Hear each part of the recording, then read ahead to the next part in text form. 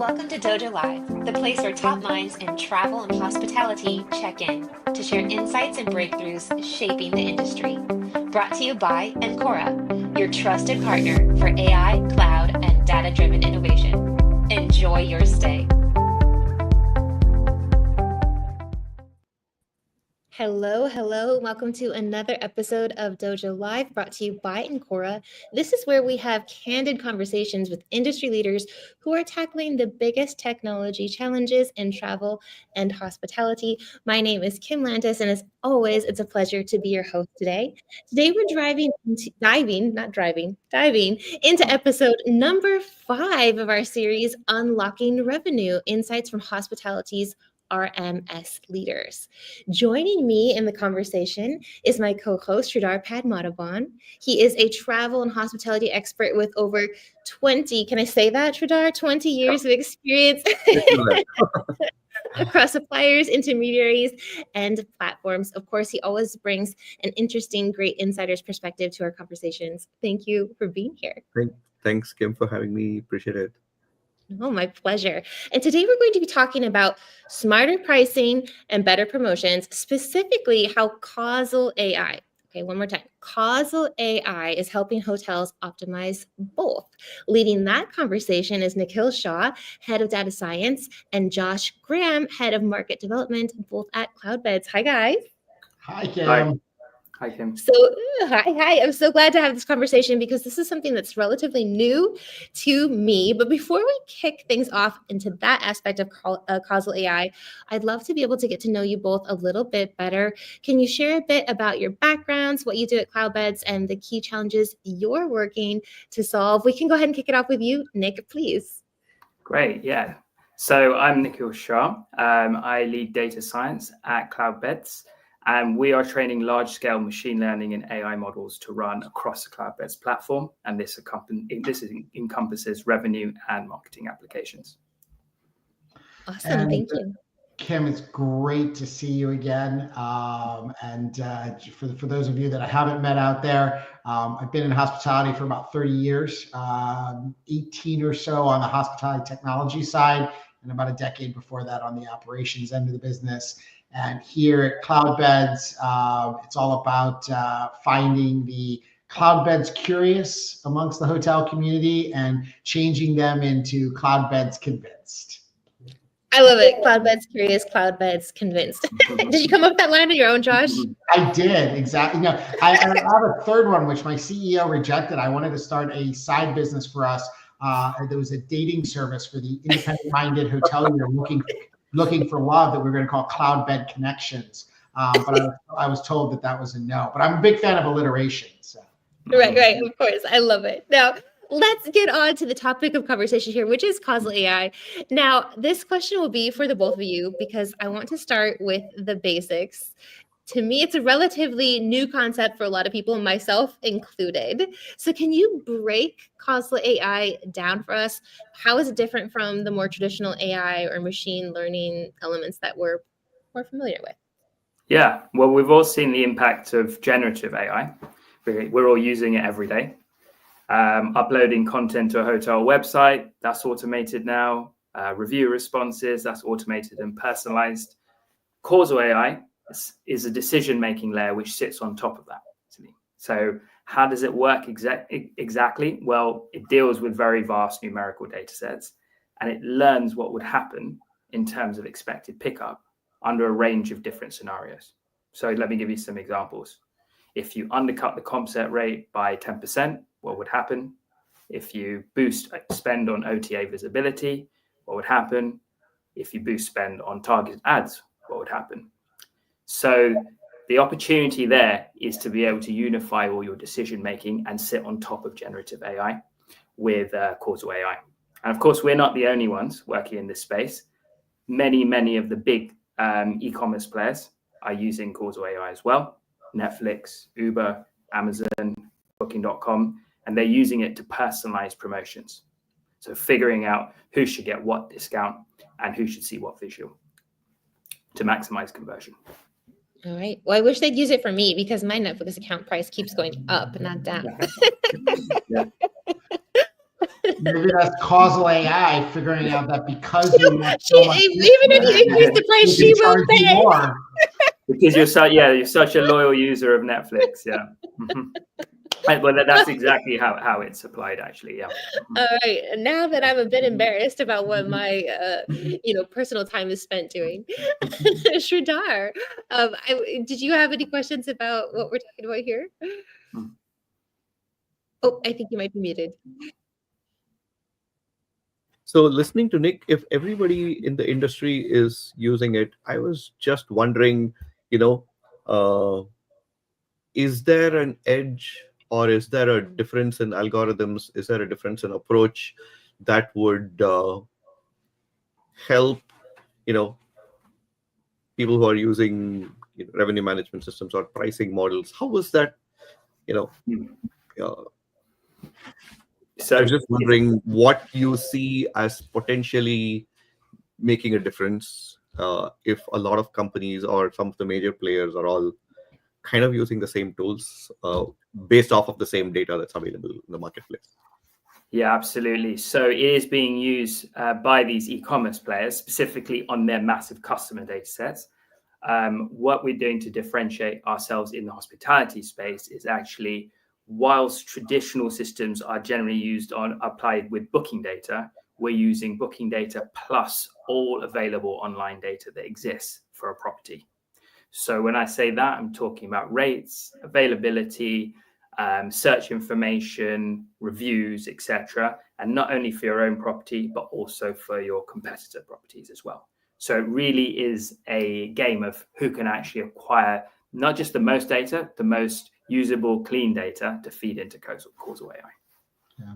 And Sridhar, one of the things that clicked for me when Nick and some of his colleagues were explaining it when I joined Cloudbeds was to also put it in the context of RMS systems in hospitality were using AI before we were even thinking about AI in terms of the generative sense, right? They were using what we call predictive AI, right, in order to predict future outcomes, using statistical analysis, machine learning, and very heavily reliant on historical data, right, in sort of to give us insights. And the difference between predictive AI and causal AI is that rather than simply predicting future outcomes, causal AI is trying to understand the cause and effect relationship. That's causal AI, right? And it's using as much things like causal interference and discovery in order to do that, not just statistical analysis. And while causal AI absolutely leverages historical data, it's also looking at experimental data and observational data, conducting experiments within the data sets to learn more. And that is a differentiator from a lot of the other players in the space who, although they're using very advanced AI, are not necessarily using causal AI. Okay. So it's a true recommendation engine, and when you partner this with the GPT side, in a conversational way, you're able to see if, then, why, what's the best decision I should make, etc. Absolutely. Yeah. Like a revenue management counselor in your pocket. Exactly. It's processed all the numerical information about your property and about your competitors. So it finds those real hidden causes of why your pickup might be slower than expected. So it finds those hidden variables which link price and bookings. And really the challenge is how efficiently can you train models? Can you utilize all these different variables in a framework where you actually get answers in terms of, if my hotel's review score goes down, what's the impact to my pickup? If my competitors put up their price, what should I do?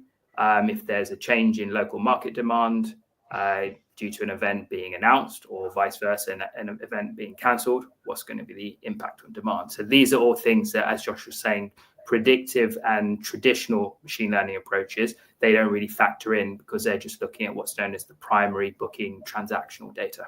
So it really is about this, the data sets that are being read in, and they're all being read in at real time, and how fast you can process them, how efficiently you can process them, and then turn them into decision-making assistants, as you say, Kim. Yeah.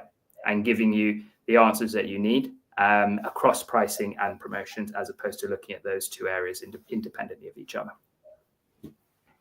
Wow. Do you happen to have, I mean, we've talked about real world examples and like, you know, points in which you could utilize this. Do you have like a case study or something, like a big impact story that you could share with us? Yeah, absolutely. So we went live with this at the end of last year, and really we saw the first real meaningful, tangible results coming through across various properties through Q1 this year.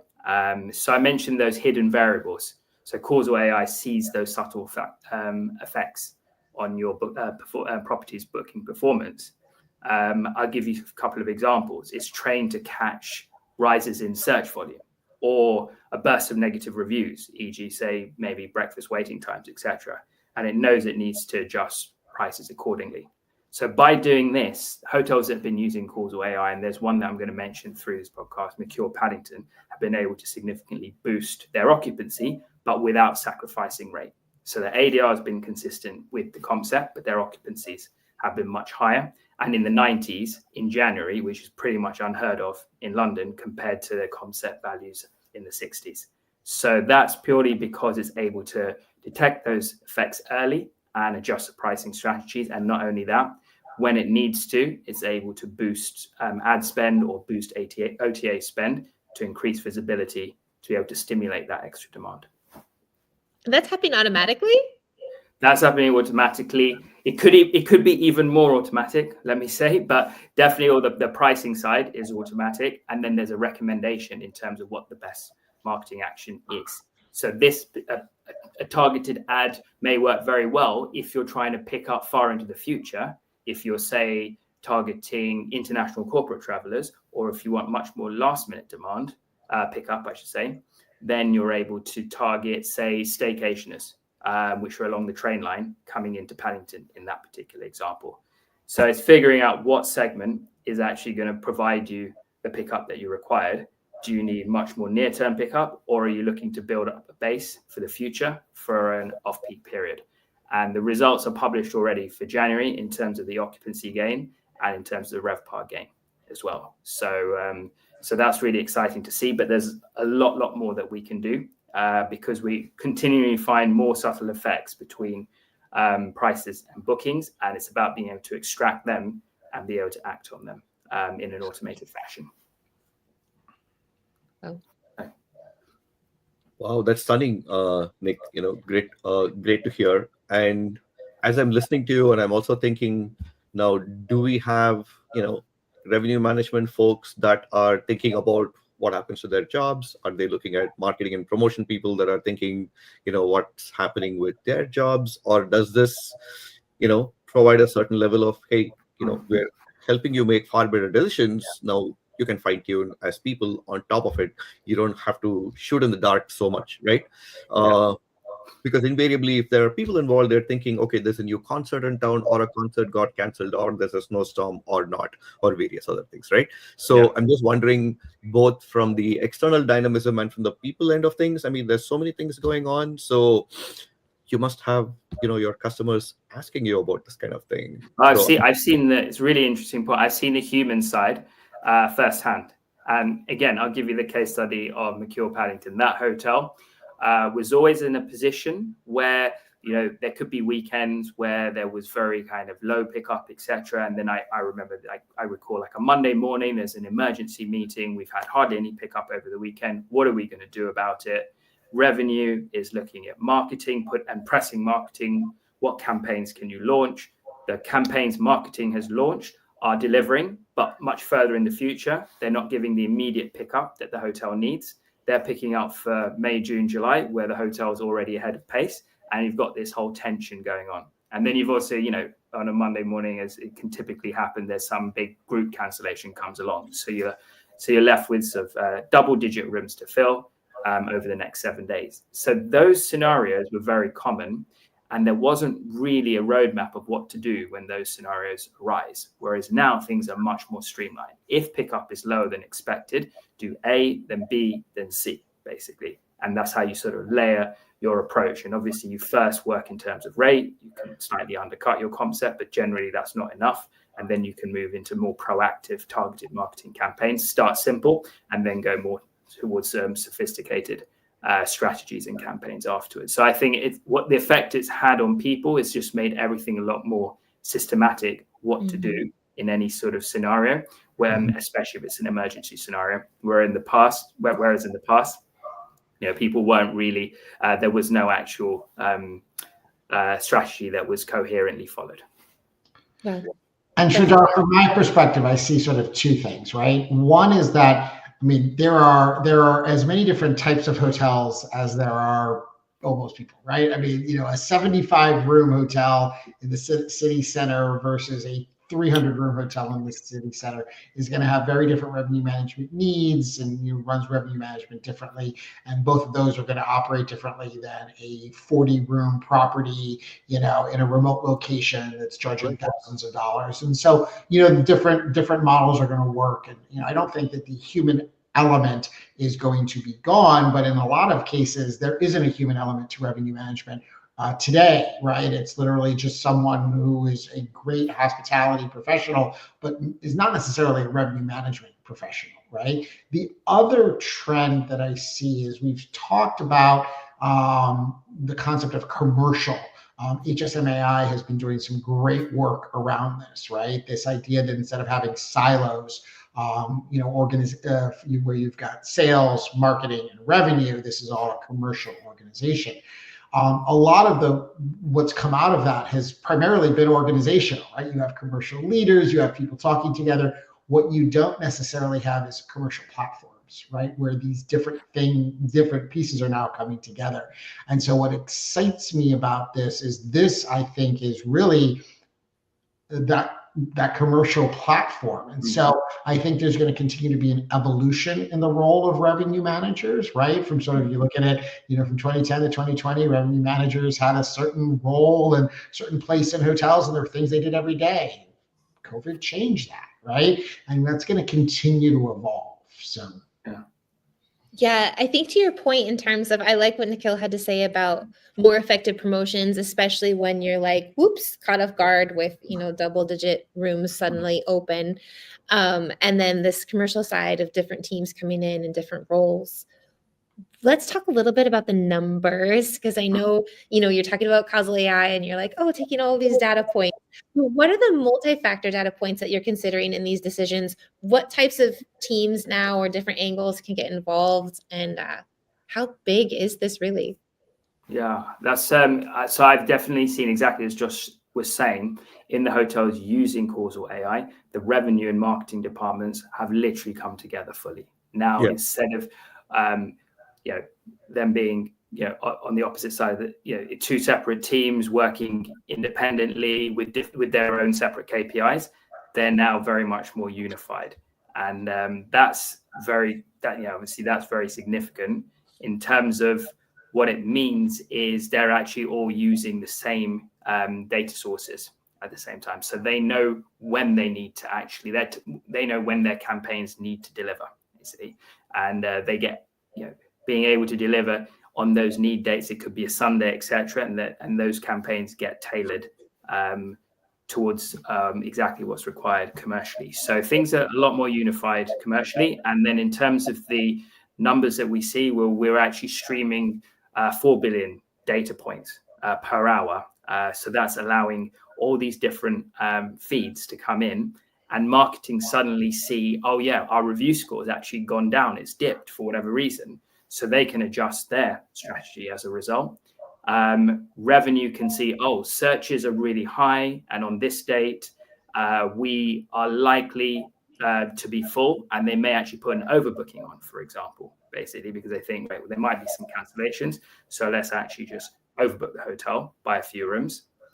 But all of that is sort of done in a much more coherent way than it can be done before, because it's all statistical. Because every single booking has a probability of whether it will cancel or whether it will not cancel. So I see revenue and marketing working very closely together. Marketing and operations also working very closely together in terms of guest communications and what promotions to use on a particular guest if they've got high potential to be a repeat user. And now operations are actually bringing in a lot more leads for sales to pursue. So from that perspective, given that it's all on one platform, and all those data feeds are being centralized, all the departments can work together in a much more coherent way. And I've got lots of examples of that delivering, but the January's results, the ones I mentioned before, the 93 versus 64% have been published. And that's just a great indicator of the boost it has directly on what really counts, which is the financial performance of the hotels. But there have been secondary benefits as well in terms of review scores going up. And we know how connected review scores are to financial outcomes. Amazing. Great. So, Kim, I was thinking of one other thing. I think on the market side, Josh, as you're dealing with customers, are you seeing them, hey, I need like a learning curve to get to know how to use these things? And on the other side, are there somebody saying, yeah, but who knows what you're coming up with? I mean, on one side, the technical term AI hallucination, but on the other side. So I think Josh and Nick, both Josh, you're seeing the market, and Nick, you're probably working with customers. There's a learning curve, trust, just wondering what you see here. I mean, Shah, you're spot on, right? And sometimes I've been around for long enough. Sometimes it feels like there's almost like a boom bust cycle to everything, right? Remember when, all our bookings were going to be on the blockchain, and if every hotel didn't immediately accept Bitcoin, we were all going to go bankrupt. Yes. Right. Exactly. And so, there certainly is, as I sort of said, is it AI or II? There's a little bit of a thing there. And so I get that, right? And some of that's real. I mean, there's been, the impact of AI has been incredibly hyped, but a lot of the concrete uses thus far in hotels, right, are incremental improvements. They're carbon fiber horseshoes versus cars, if you want to think of it that way, right? Sorry, I work on analogies. Some of them are funnier than others. That's a really good one. And so here at Cloudbeds, we're not trying to build a better horseshoe. We're trying to create the equivalent of a car. And look, often in hotels, there's also a lack of technologists who understand how AI can be meaningfully used. I met with some hotel consultants a couple of weeks ago who were like, yeah, I've got hotels coming to us saying we need AI. And the consultant says, well, what do you mean you need AI? And they're like, I don't know.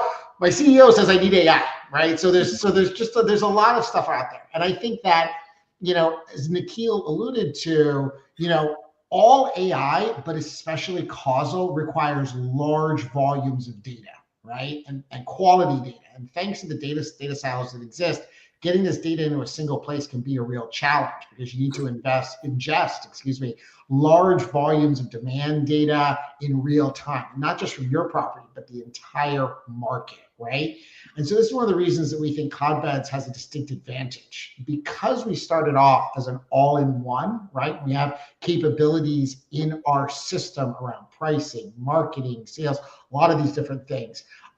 We have the ability to ingest this data and to make it actionable, whether that's coming from our systems or other systems or partners or integration partners. And so that's a big difference. And I think that people who have been hesitant around that side of things will see the difference, right? But ultimately, and we sort of touched on this earlier, this is a people business, right? And so there's always that concern that AI-driven recommendations are either not going to be able to outperform sophisticated humans, or they don't take into account the intangible factors around valuable guests, right? And so I think it's also just a matter of proving that these things can work. It's very easy to see when these things go wrong and not see the small improvements that are made every single day. It's like proving a negative, right? So, I definitely just build on what Josh is saying there. There's so many subtle things that Causal AI can pull out. For example, you think an event's going to have a big impact in terms of pickup. Well, actually, it doesn't. But if you look at the search data on your website for that date, it's going to give you enough of a clue that the event is not going to be as significant as it was the year before. So again, Cloudbeds has a real distinctive advantage here because most of the hotels on Cloudbeds platform are also using Cloudbeds website. So all the searches are tracked. And that search data becomes a very useful forward-looking demand indicator. Yeah. Right. And that's just an example that a human's not really going to be able to pull out that trend. It's very kind of hidden away and subtle, but it's actually the best indicator you have for dates in the future and how significant the impact of a particular event is going to be. In the case of Central London, you've got events like Chelsea Flower Show. Some years they have a huge impact on demand, other years it's much less, and you've got to try and predict that in advance. So that centralization of the data has such a big impact, and hotels which can take advantage of that are going to make better pricing decisions. They know whether to push the rate or to stay behind the competitors based on how demand's looking for the future. All right. So what I'm hearing too is just kind of to get over the biggest barrier for hotels, the answer is all-in-one platforms. No, actually, because I actually would argue that all-in-ones are inherently bad as well. And so when I mentioned that, I was talking about our roots as an all-in-one platform. We are not an all-in-one platform. We do have a much broader array of capabilities within our platform than a traditional legacy PMS would, right? And we're adding to that. We're about to wide launch CRM in our platform as well. But we also have integrations with amazing partners, right? And partners that have, functionality that we have, but do it better, right? And so, the all-in-one was, is rooted in the idea that you either had an all-in-one or you had a hub and spoke, right? In the Cloudbeds, we think there's a third way, and that's where we are today, is providing that third way, which is a combination, and that enables us to power this and to bring Causal AI across the platform. I love it. You gotta draw up a diagram or get some other really cool analogy for me, Josh. That's your homework. I like the carbon fiber horseshoes. I'm all for it. I know, right? As we talk about, I think, this new, more holistic approach to hotel revenue, I'm curious about what you see Causal AI doing beyond the pricing, beyond the promotions. Nikhil, are there big opportunities in things like ancillary revenue, or something else? Yeah, okay, let's look at that, because the fundamentals of pricing and then marketing campaigns, and people think of marketing campaigns as emails and then targeted ads. But again, if you're looking at city center, corporate business is very important. And where do a lot of your corporate leads come from? Well, it actually comes from front desk, because people have booked and they're coming on business, but you don't know that when they book. You're able to capture that information, and then that goes into your sales pipeline. You're able to approach them in a way that they can start using your hotel and have negotiated rates. So all those workflows are actually designed for not just Causal AI, but generative AI with Causal AI on top. So generative AI is obviously very helpful in terms of putting together, right, how we're going to approach them, what channel we're going to approach them on, what visual we're going to send them. And then Causal AI comes with the numerical answer in terms of what package we should give them, what special offer, what enticement should we give them. So those two working hand in hand are very useful across all your different segments, especially when you're trying to get repeat business and obviously boost the booking of boost the value of a particular booking. Say you want people to add breakfast, early check-ins, upgrades. Who should you target with what particular promotion? So it can be very wide, and at the same time it can be customer by customer. What type of promotion is really going to have the most chance of conversion with them? So I think we should look at it in the widest sense in terms of different segments, and then going further beyond that. Now this is kind of how I see things. Causal AI is very good at diagnosing what's going on in your hotel. So I gave that example. If your review scores have dipped, it uses sentiment analysis. So that's the generative AI and the natural language processing side to figure out, well, okay, this is the fault of breakfast waiting times, for example. Obviously, operationally, there's something to do about that. There's an action.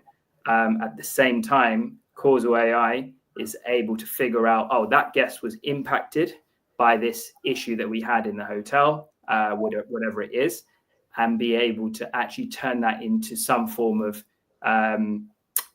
compensation for that guest, for example, right, if their room wasn't available when they tried to check in, for example. So I'm getting there into more of the micro things, which, case by case might not sound a big deal, but if you're actually able to automate all those workflows, that's really powerful in the end. Right. Yeah. And I see it going all the way that actually, if you've got Causal AI and generative AI, it's pretty much able to perform all those functions that you need in the hotel, from revenue to marketing to operations, and deal with situations that do arise. You do get overbookings and you do have to downgrade people sometimes. And it's really, how do you deal with it whilst it's still in the property? What compensation do you offer? And how do you make sure it doesn't turn into a negative review at the end? Because all of these things are extremely valuable. Perfect. Yeah. And for people like me who don't go to Vegas or who don't have a Caesars club card or something like that, Yeah. I got a beautiful view.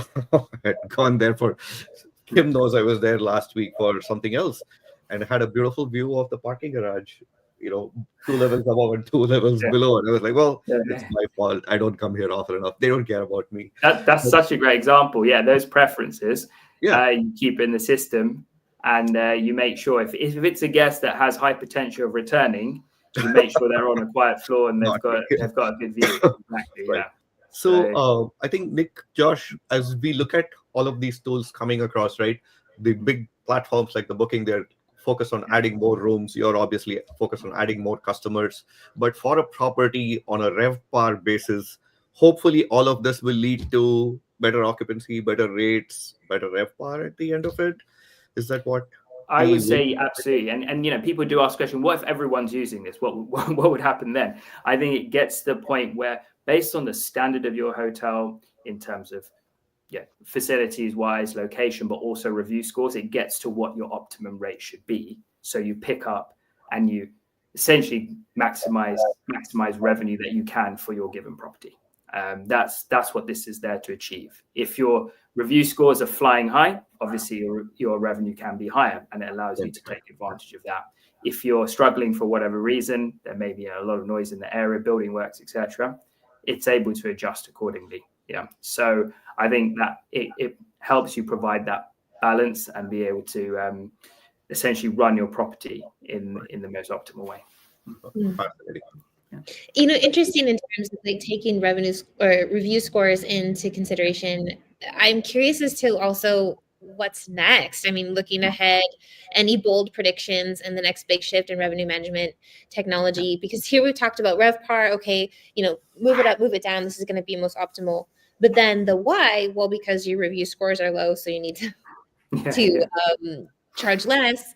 But then, okay, so how can I get my review scores up? Are these the recommendations that are coming about too? Is that what you see is part of what we already talked about, the entire commercial strategy? Clean your carpets. I don't know what's the solution. Yeah, absolutely. Yeah, there's definitely recurring issues that come in a hotel. Things to do with hot water and things to do with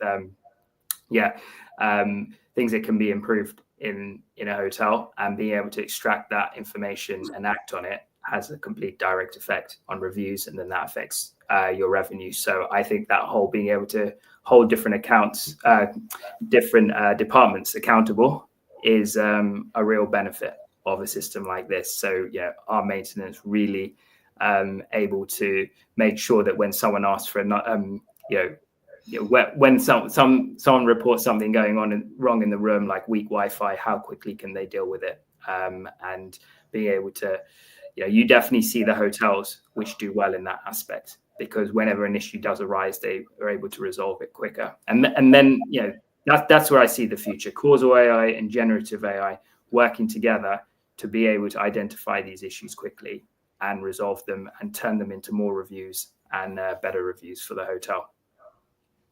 What would you say, Josh? Yeah. No, I just pick up on.